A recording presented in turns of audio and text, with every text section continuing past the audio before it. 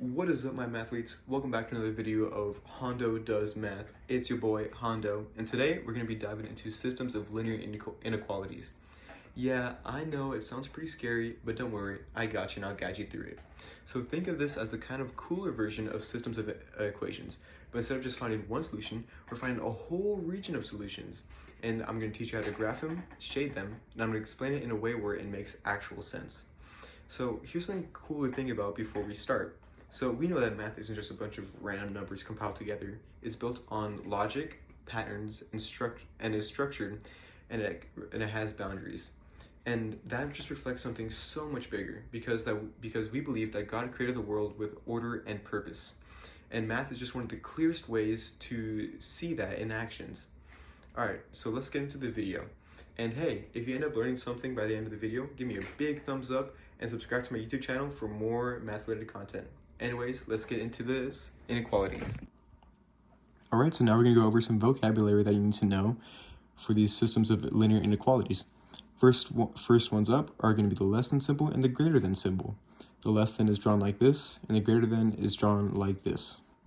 And when you graph these out, you need to draw them in a dotted line to indicate that they cannot be any of the values on this line. Next up, we're going to be moving on to the less than or equal to, and then the greater than or equal to. And it's very similarly drawn like these, except there's an additional line underneath it. And it kind of makes an equal sign right here, if you block that out. So it's an equal sign. So it's less than or equal to, or greater than or equal to. Sorry, it's a bit diagonal. And these are drawn with a solid line, indicating that they can be any of the values on this line. All right, and we're going to move on to how to graph them. Alright, so now we're going on to how to graph inequalities. So inequalities are very similar to just regular linear equations, and that is going to be y equals mx plus b, where mx is going to be the slope and the b is going to be your y-intercept. So instead of using that equal symbol right here, we're going to be using any of the new symbols I just taught you, whether that's going to be less than or greater than, or less than or equal to, or greater than or equal to. So right here I draw an example. So y is greater than x plus 1. So this right here is going to be our slope, and this, the plus 1, is going to be our intercept. So we start off at a point at 0, 0, 1. That's our y-intercept. And we go up 1 over 1, so we're now at 1, 2, and then up 1 over 1 again at 2, 3. And remember, since there's no line underneath here, you draw it with a dotted line.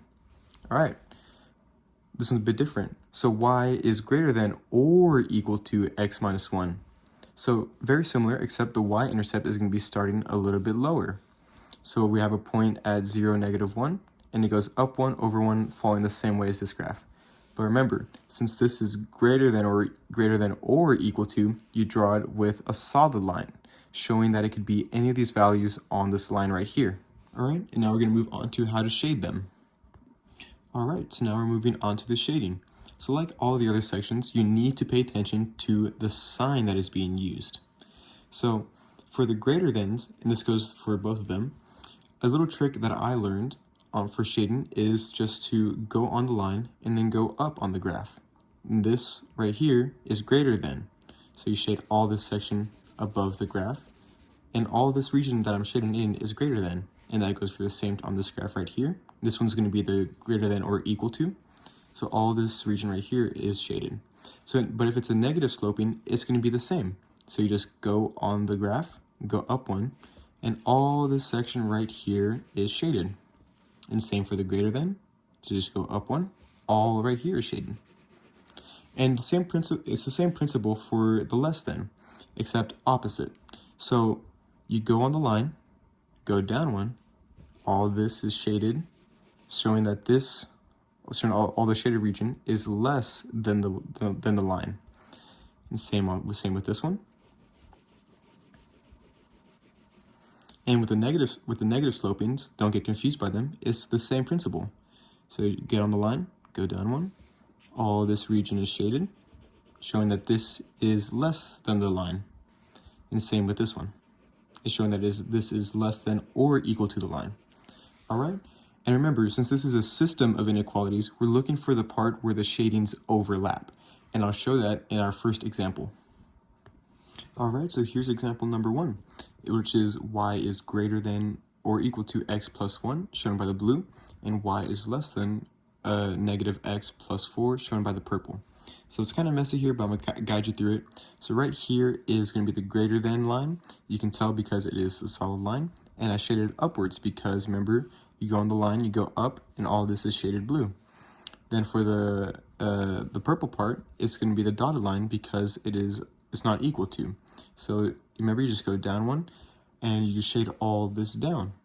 And you look for the parts where they overlap, which is this region right here, which is the black, and that is where they overlap. So that is your answer because that region is where both inequalities are true at the same time. All right, and here's our second example. So this one's a bit harder because you see the starting equations, they're not plain equations. So you have to isolate the y by itself so you can get into a point where it's easy to graph. So here you got y is greater than or equal to negative 3 over 2x plus 3. And then over here you got y is less than x plus 2, shown by the blue. This is purple. And you could tell because it is a single solid line. And then since it's greater than, you just shade upwards. So all this right here is shaded purple. Then for the less than, it's a dotted line, and you shade downwards because it is less than. So all that right there is shaded blue. And since this part is the only part where they overlap, this right here is your answer.